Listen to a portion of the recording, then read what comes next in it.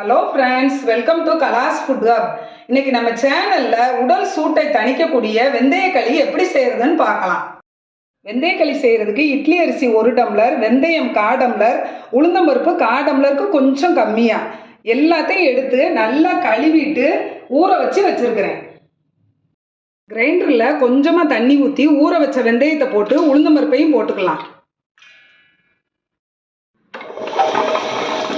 கிரைண்டரை on பண்ணிக்கலாம். கொஞ்சம் கொஞ்சமாக தண்ணி ஊற்றி அரைச்சிக்கலாம். உளுந்து வெந்தயமும் நல்லா சாஃப்டாக ஆட்டிடுச்சு. இப்போ நம்ம ஊற வச்ச அரிசியை போட்டுக்கலாம்.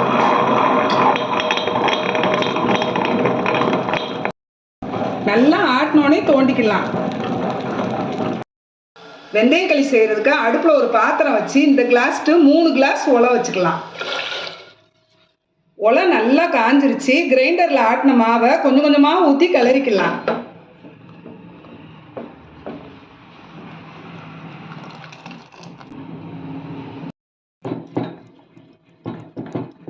நல்லா கிளறி கொடுத்துக்கலாம். மாவு கிண்ணத்தை கழுவி அந்த தண்ணியும் கொஞ்சம் ஊற்றிக்கலாம். அடுப்பை மீடியம் ஃப்ளேமில் வச்சு கிளறி கொடுத்துக்கிட்டே இருக்கணும், இல்லைன்னா கட்டி விழுந்துடும். மாவு ஓரளவுக்கு நல்லா வெந்துருச்சு. 2 வெட்டு கருப்பட்டியை பால் எடுத்து வச்சிருக்கிறேன். இந்த பாலை தேவைக்கேற்ப ஊற்றிக்கலாம். நல்லா கிளறிக்கலாம்.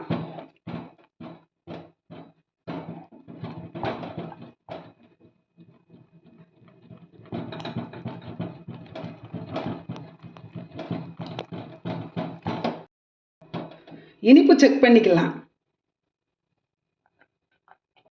இனிப்பு கம்மியாக இருக்குது, கொஞ்சம் கருப்பட்டி பால் ஊற்றிக்கலாம்.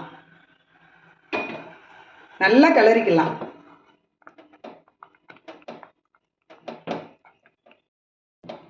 அளவுகள் டிஸ்கிரிப்ஷன் பாக்ஸில் கொடுக்குறேன், செக் பண்ணிக்கோங்க.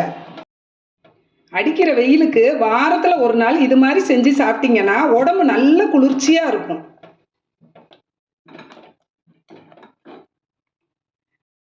கையில் நல்லா தண்ணி தொட்டுக்கிட்டு வெந்தயக்களி வெந்துருச்சான்னு பார்க்கலாம். கையில் ஒட்டலை, நல்லா வெந்துருச்சு. அடுப்பை ஆஃப் பண்ணிடலாம். கையில் தண்ணி தொட்டுக்கிட்டு இதை நல்லா இப்படி சுற்றியில் வலிச்சு விட்டுறலாம். அப்போ தான் ஆடப்படியாமல் இருக்கும். சுவையான வெந்தயக்களி ரெடி. வெந்தயக்களியை ஒரு கரண்டியில் எடுத்து கிண்ணத்தில் வச்சுக்கலாம்.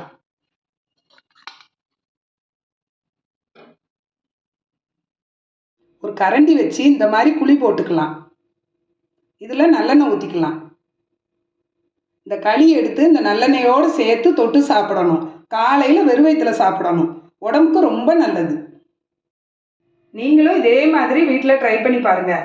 உங்களுக்கு இந்த ரெசிபி பிடிச்சிருந்தனா கலாஸ் ஃபுட் ஹப் சேனலை லைக் பண்ணுங்கள், ஷேர் பண்ணுங்கள், சப்ஸ்கிரைப் பண்ணுங்கள். பக்கத்தில் இருக்கிற பெல் ஐக்கானை கிளிக் பண்ணுங்கள். Thank you friends.